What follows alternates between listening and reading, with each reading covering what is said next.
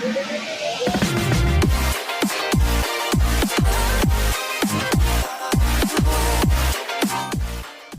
episode of HIPcast is brought to you by Enterprise Social Record, the only closed-loop referral solution for social determinants of health needs built with health information expertise.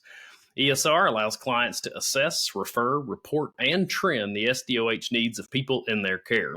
Report quality metrics like HEDIS and MIPS. ESR provides real-time CBO engagement in community-specific ecosystems with Z-coding and engagement in an anti-fraud framework. For more information, visit www.enterprisesr.com. And welcome to today's episode. Excited to have my co-host, Shannon Swafford, and our friend, Dr. Melissa Koehler here today. So welcome to you both. Good morning.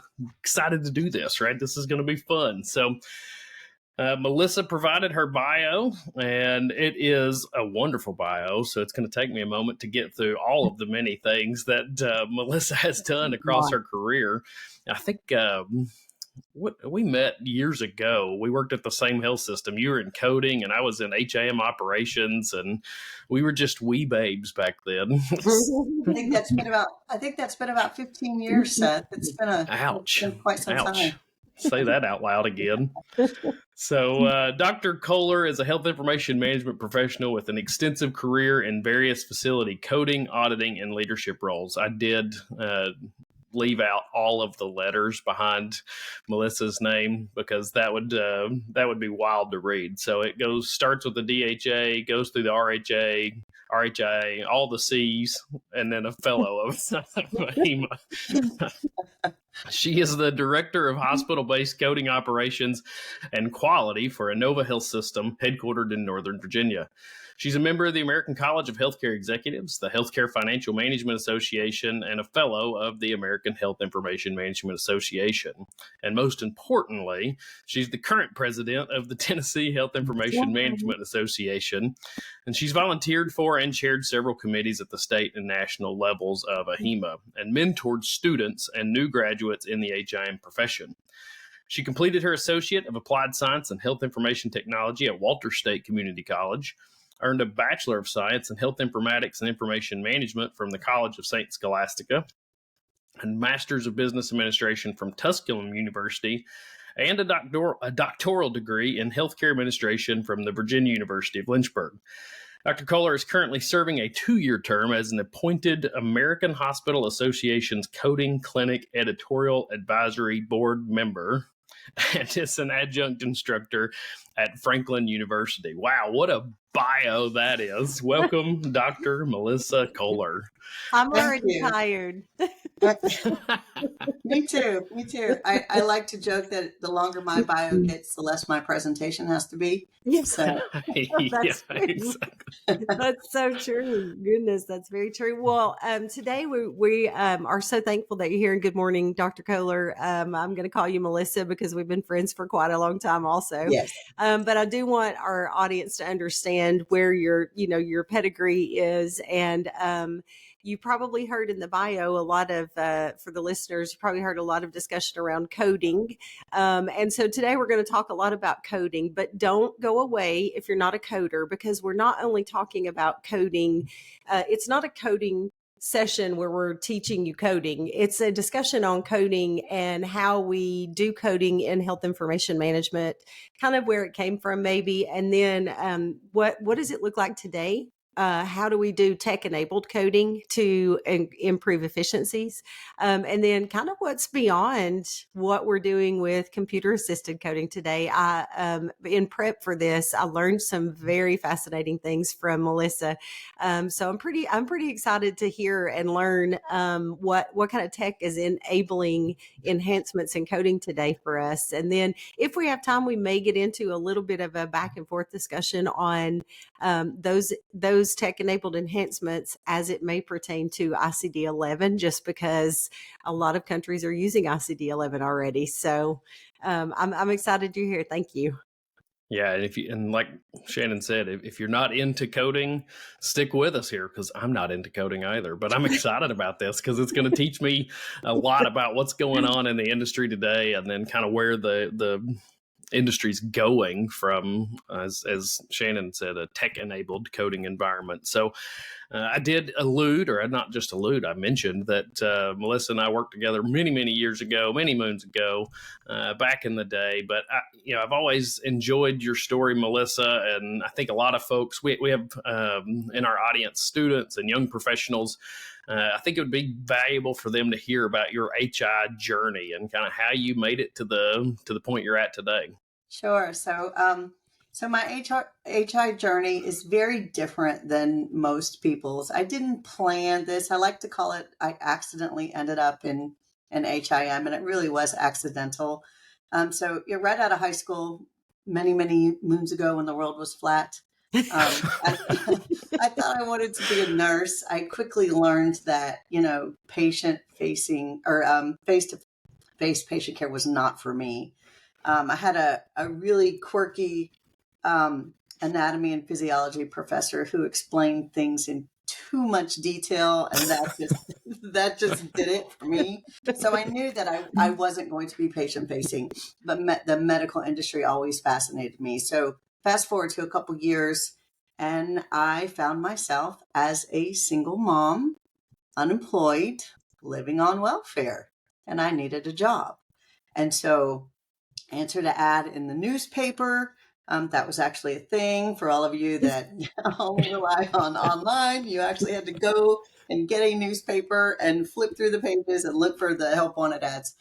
So I answered an ad for a data entry clerk, and it ended up being for a medical coding and billing physicians company, a physicians medical and coding billing company.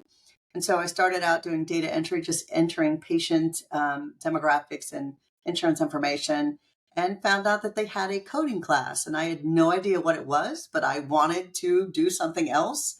And so I applied for the class, and I got in because I had a little bit of anatomy and physiology from my, trying to be a nurse days. And, the rest is history. It's literally my history as an HIM professional. So needless to say, I did well in that coding class. And then the sky was the limit, from my perspective. So I moved on from ED to physicians coding, branched out into specialties. And then eventually, as the years went by, I, learned inpatient coding and outpatient facility coding and things like that, all the while studying on my own to earn coding credentials. And then eventually, said, hey, I should go to school for this. And that was about 10 years in. That was about 10 years into my career that I actually went to school to, be officially a health information professional. And I started my educational journey in 2011. And 12 years later, I have a doctorate degree. I'm always enamored by your story. I love the inspiration of your story. I love it. It does not matter where you find yourself. You can still take a step forward. And for you, that one step forward has taken you I don't think we shared tell the audience what your title is at work, because you have a lot of people under your charge. I do. So my title is Director of Coding Operations and Quality. And it's for a five hospital health system. My department is approximately 120 FTEs. That's fun. Yeah, it is. So from a single mom in need of a job and on social support to Correct. A doctorate of healthcare administration with an incredible, that's inspiring. That's just, you are inspiring, Melissa.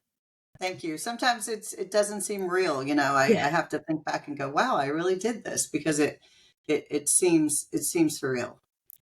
Yeah, awesome. That's pretty great. So, as I mentioned earlier, I don't know anything about coding. And when we have served on committees together and you start talking about coding, I kind of glaze over and go, I have no idea what she's saying. And there's a few buzz terms that I hear that I'm like, all right, I think I heard that when I was getting CEs, and I've got a general idea of that. So, but I am curious, like, in today's environment, in a position that you're in, managing the rev cycle and coding of a very premier health system, what are the challenges in coding?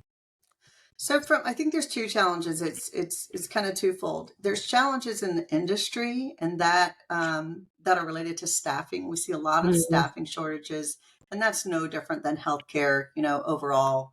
But we are seeing great staffing challenges where we either can't retain qualified staff or we can't find qualified staff, even in a fully remote workforce.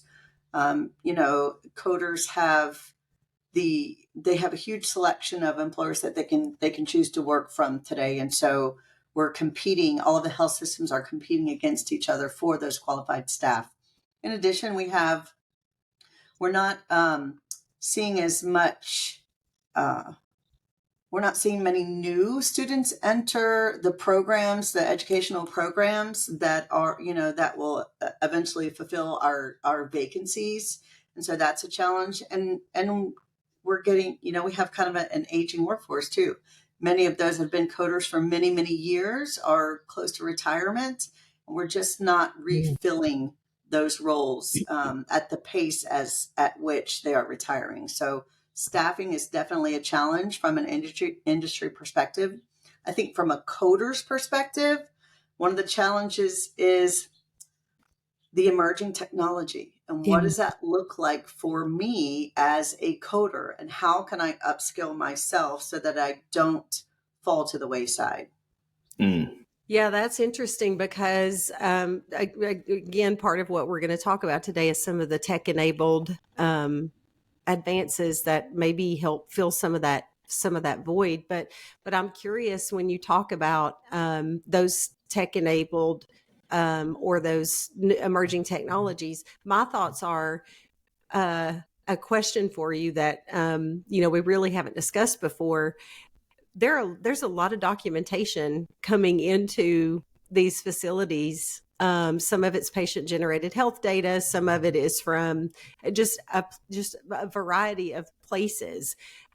Is finding documentation for coding a challenge more so now than ever because of where all it may live, or do you still stick with just those same places that you've always looked in a medical record? So we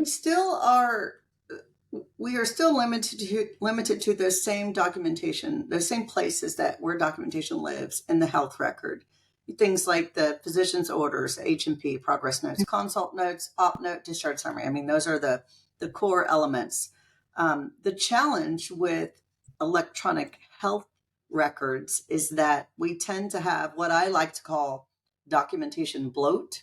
Yeah. So we have a lot of documentation, but not all of it is meaningful. And so that just adds to the level of inefficiency that we can sometimes see in a coder's day-to-day, and that they are stuck kind of sifting through or weeding through all of this documentation to find the pertinent information that they need to support a code assignment. And so while electronic health records, have been a game changer for the industry, they can also cause challenges. Oh, absolutely. I hadn't even considered bloat being one of the problems. So let's talk about, I know that your facilities have used computer assisted coding. Tell us more about computer assisted coding. And then also, does that help you with staffing challenges? So computer assisted coding, I remember when this came out, and I can't recall the exact year, but I remember it being a little bit scary for coders because the talk was that this is going to replace all the coders and it's going to be able to automatically code records. And, fast forward to now, and obviously that is not the case. It can help from a productivity perspective and efficiency perspective, but it's not, in my opinion, it's not the end all be all to solving the challenges with the fact that coding is a very monotonous, comprehensive, time-consuming process. And so computer-assisted coding, it uses a natural language processor to evaluate the notes, the clinical documentation, and it calls out elements of those records that may represent a diagnosis, a clinical condition, a procedure, And it essentially highlights those in the software so that a coder can see, this hypertension was documented, and it will suggest a code. And so it can help efficiency. It can help to kind of weed through all of that documentation and point directly to where the important terms are documented so that a coder can focus on those versus trying to sift through all the documentation and call out those on their own. But the way that it works is that it relies on training by the user, by the end user. And so sometimes it may suggest an incorrect code, and there is a process to correct it, and that requires a staff. And then over time, it will eventually learn that, this code is the correct code when this term is mentioned versus the erroneous code that it may have suggested initially. So there's an element of training the engine, and that results in precision of recall metrics that allow you to see how well your coders or your staff are using the tool and how well that tool is working for you. So it doesn't really have the element of some of the newer technologies like AI or machine learning, because it really is dependent on the user to tell the engine whether or not it is correct.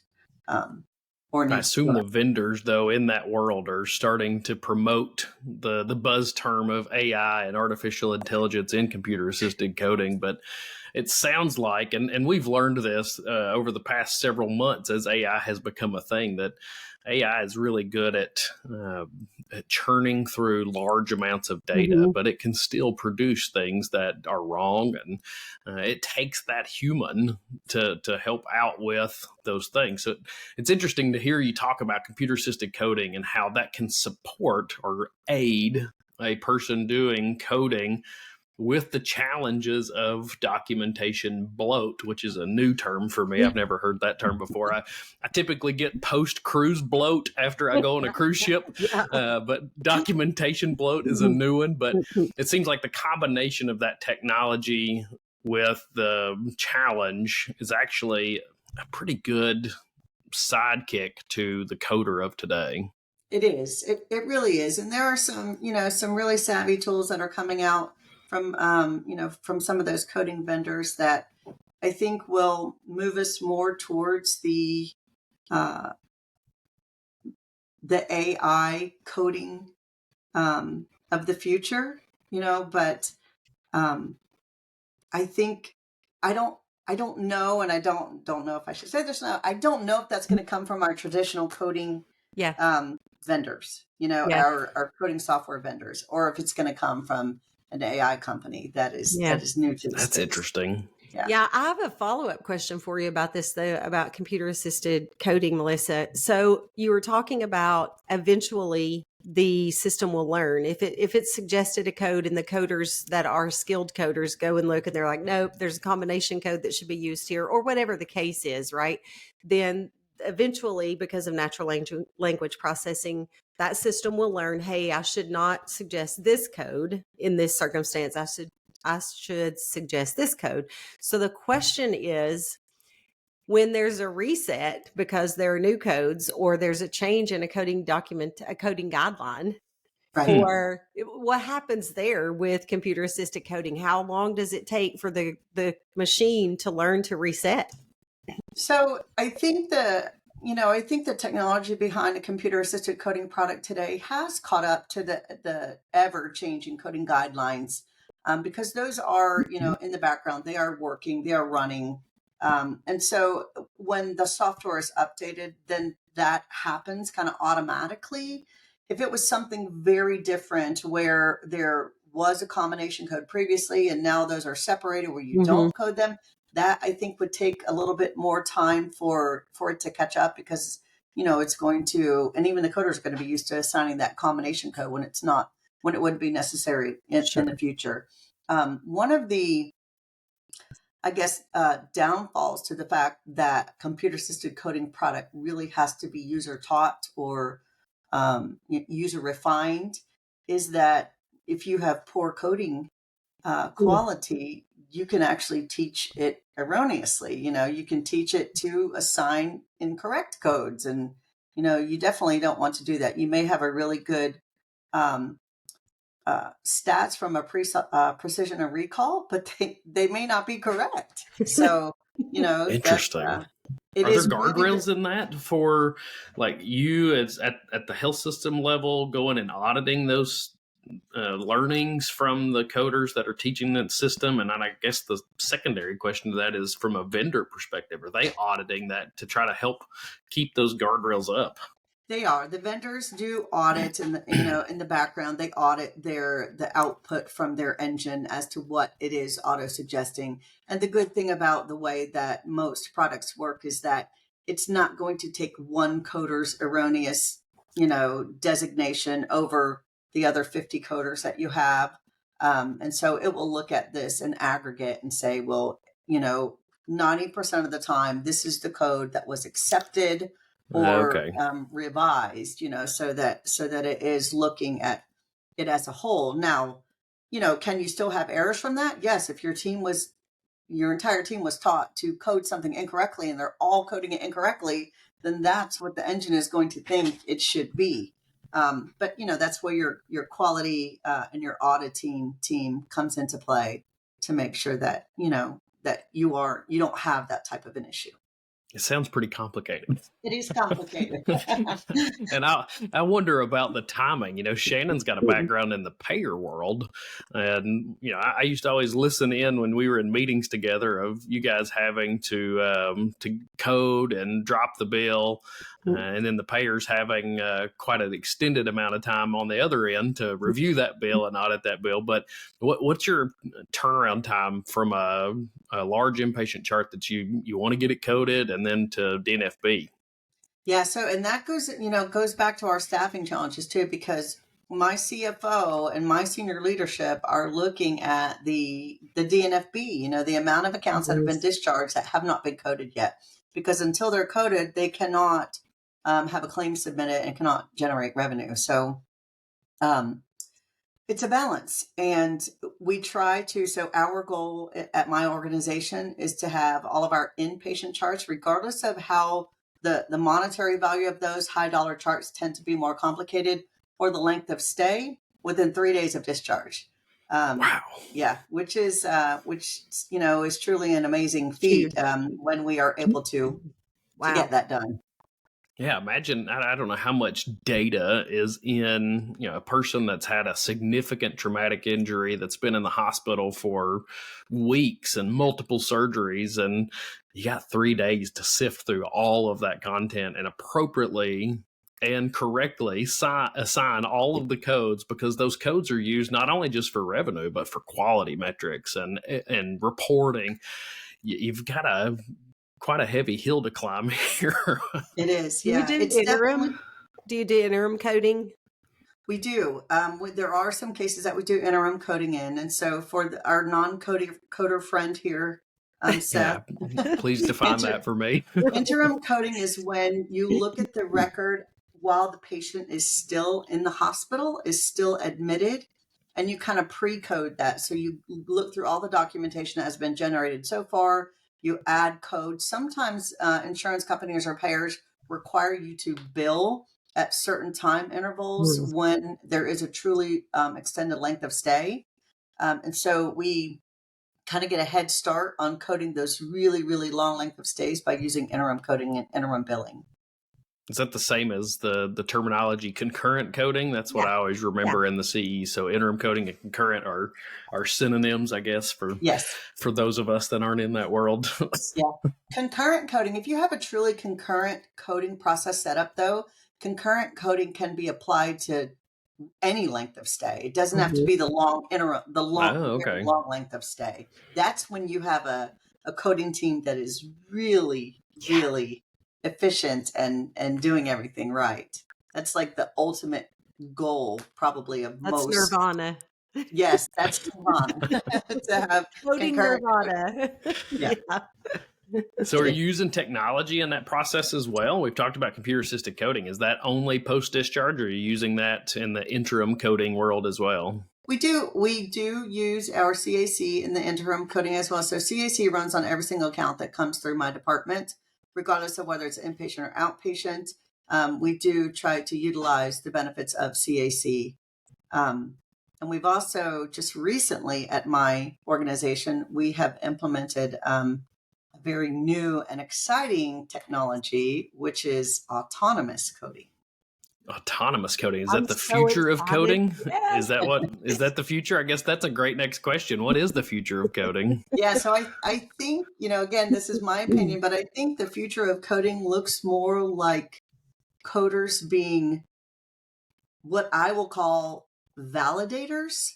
I think that we're going to get to a point where technology, namely AI and machine learning, is going to be able to essentially prep a record for us, throw all the codes into a bucket, and then that coder is going to be responsible for applying the guidelines, resequencing, removing things that aren't needed, and really just final prepping that case or finalizing that case rather, instead of going through the monotonous tasks of sifting through all the documentation and pulling out codes and finding where procedures are documented and actually coding those procedures. I think it's going to end up more of them being validators and just evaluating what the technology has resulted in as far as codes, and then leaving them on, making sure that they meet the guidelines and the qualifications from a clinical documentation support perspective, or deleting them because they don't apply, and then ending up with your final product, a final coded record. That's what I think the future of coding is going to look like. So what's the difference, just at a high level, in computer-assisted coding and autonomous coding?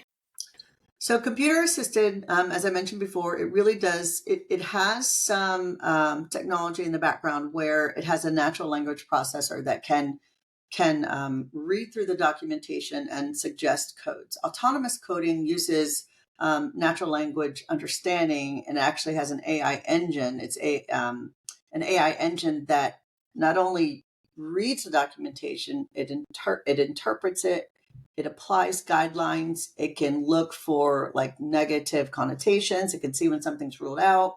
Interesting. But it goes one step further and it actually assigns the codes from that. And so it can apply all the rules, look at the entire context of the documentation, and assign codes. And not only, so we're talking ICD-10 CM codes, so the diagnosis codes, CPT codes, E&M codes, which are, a subset of CPT, but it can actually code an entire record. Can it code PCS, ICD-10 PCS? Because that would be impressive. Yeah, I have not seen that yet, but I think it's coming. I think we're very close. That's a tough one.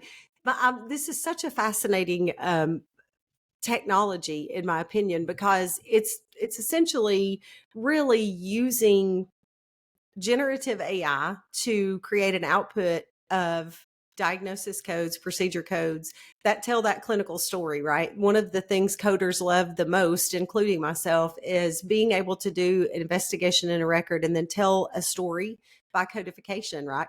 Codify a story and let us look at this. But that impacts so many things, right? The prevalence of disease, or the number of traumatic brain injuries, or how many people in this particular age range are having appropriate, screenings, or different things like that.